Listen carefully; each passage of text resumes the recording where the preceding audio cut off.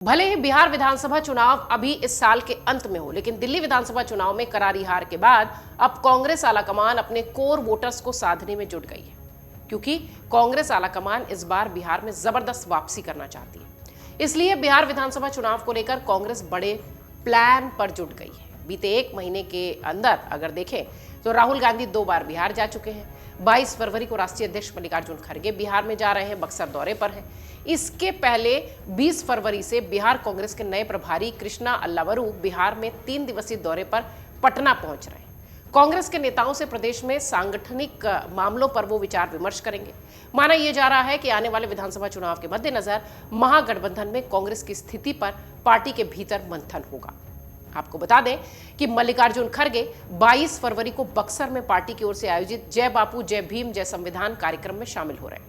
निश्चित तौर पर उनके कार्यक्रम का नाम देखते हुए कांग्रेस के एजेंडे को भी समझा जा सकता है। साफ तौर पर कांग्रेस अपने पुराने कोर दलित वोटर्स को अपनी ओर आकर्षित करने की कवायद में जुट गई है।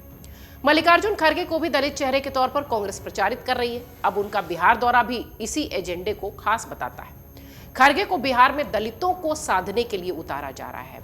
मेगा प्लान के साथ कांग्रेस बिहार में उतरी। बिहार के जो नए कांग्रेस के प्रभारी हैं कृष्णा अल्लावरू राहुल गांधी के बहुत करीबी बताए गए। उनके आने से बिहार कांग्रेस में नया जोश देखने मिलेगा।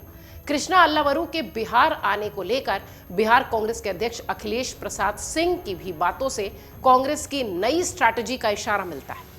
अखिलेश सिंह ने कृष्णा अल्लावरू के बिहार आने पर कहा कि बिहार कांग्रेस के नए प्रभारी के स्वागत की तैयारियां की जा रही है। कांग्रेस को मजबूती देने के लिए हर संभव प्रयास होगा।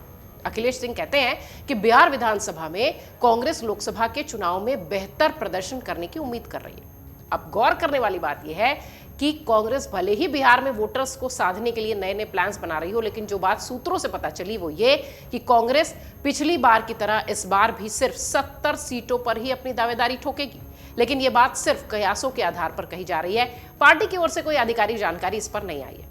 वहीं पिछले लोकसभा चुनाव में कांग्रेस के स्ट्राइक रेट को आरजेडी के स्ट्राइक रेट से सांकेतिक रूप से बेहतर माना जा रहा है। कांग्रेस ने 9 लोकसभा सीटों में से 3 सदस्यीय सीटों पर विजय प्राप्त की थी। अगर अप्रत्यक्ष रूप से देखा जाए, इनडायरेक्टली देखा जाए, तो पूर्णिया में निर्दलीय सांसद पप्पू यादव की सीट को भी वो अपनी ही मानती है। वहीं कांग्रेस आरजेडी की सीट की ओर इशारा करते हुए 22 सीटों में महज 4 सीटें जीतने को लेकर भी कई बार संकेत मिला है। जाहिर है कांग्रेस की मंशा समझी जा सकती है। वो बिहार विधानसभा चुनाव में कैसी दावेदारी करने वाली है, ये उसके इस तरीके के कदम से पता चल रहा है। कांग्रेस बड़ी तैयारी के साथ बिहार चुनाव में उतर रही है। बिहार में सीटों को लेकर अब तक कांग्रेस की मंशा को समझना थोड़ा मुश्किल हो रहा है, लेकिन सबसे अहम बात यह है कि इस बार राहुल गांधी की सक्रियता कुछ अलग सियासी संदेश दे रही है। राहुल गांधी 18 जनवरी को बिहार दौरे पर थे। उन्होंने संविधान बचाओ कार्यक्रम में हिस्सा लिया था। इस कार्यक्रम में उन्होंने बिहार में जातिगत जनगणना को झूठा करार दिया, बेवकूफ बनाने वाला बताया। जाहिर तौर पर ऐसा कहते हुए उन्होंने सीधे तौर पर तेजस्वी के सरकार में शामिल रहने के दौरान उनकी गिनाई जाने वाली उपलब्धियों पर निशाना साधा। जातिगत जनगणना पर सवाल खड़े कर राहुल गांधी ने आरजेडी को भी टेंशन में डाल दिया, जिससे आरजेडी के नेता थोड़े असहज जरूर दिखने लगे और इंडी गठबंधन पर भी सवाल उठने लगा। हालांकि इसके थोड़े ही दिनों बाद राहुल गांधी फिर दलित नेता जगलाल चौधरी की जयंती समारोह में पटना पहुंचे और वहां पर कोर वोटर्स पर फोकस करते हुए, दलित वोटर्स पर फोकस करते हुए, मुस्लिम वोटर्स पर फोकस करते हुए उन्होंने अपना जो एजेंडा था वो अपने मैसेज के जरिए दिखाया। इन सब के बीच उन्होंने लालू यादव से मुलाकात भी की। आप देखिए तो बिहार विधानसभा चुनाव को लेकर महागठबंधन की पार्टियां अपने अपने प्लान तैयार कर रही हैं, लेकिन इंडिया अलायंस की राजनीति का पेच भी फंसता हुआ दिख रहा है, जिसका हम अभी जिक्र कर रहे थे। लालू यादव के ये कहने पर कि ममता बनर्जी को इंडिया ब्लॉक का नेता बनाया जाना चाहिए, कांग्रेस के लिए अच्छा होगा।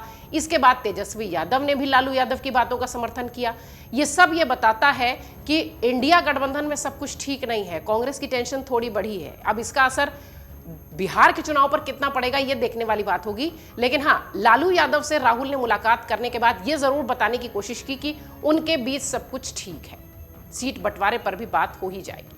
लेकिन जिस तरीके से राहुल गांधी का दौरा, जिस तरीके से मल्लिकार्जुन खड़गे का दौरा, ये लगातार जो बिहार में दिखाई पड़ रहा है, इससे ऐसा लगता है कि कांग्रेस दिल्ली की तर्ज पर बिहार में अपनी अलग रेखा खींचना चाहती है, अलग लकीर खींचना चाहती है।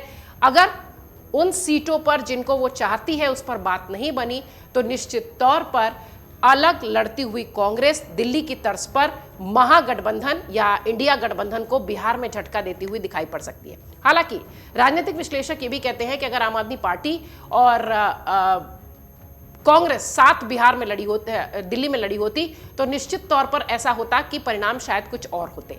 लेकिन अब जिस तरीके से इस वक्त इंडिया गठबंधन की स्थिति बिहार चुनाव से पहले नजर आती है, ऐसा लगता है कि कांग्रेस हो सकता हो अलग चुनाव लड़ती नजर आए। इससे पहले आपको याद होगा कांग्रेस के एक बड़े नेता, बिहार कांग्रेस के एक बड़े नेता ये भी कहते हुए दिखाई पड़े थे कि अगर कांग्रेस को 100 सीटों पर चुनाव लड़ने के लिए नहीं दिया जाता तो कांग्रेस को पूरी तरह से अलग चुनाव लड़ना चाहिए। ये और इस तरीके के तमाम बयान पिछले कई दिनों से बिहार कांग्रेस के नेताओं से दिखाई पड़ रहे हैं, सुनाई पड़ रहे हैं। अब अगर इस तरीके की चर्चा आगे होती है तो निश्चित तौर पर बिहार की सियासत में इंडिया गठबंधन एक अलग हिस्से में नजर आएगा और कांग्रेस लालू यादव के नाक के नीचे एक बड़े प्लान के साथ उतरती हुई दिखाई पड़ेगी, अपने कोर वोटर्स को लुभाते हुए, अपने कोर वोटर्स पर काम करते हुए। अमर उजाला जीवांजलि के सारथी की मदद लें और महाकुंभ में स्नान जरूर करें।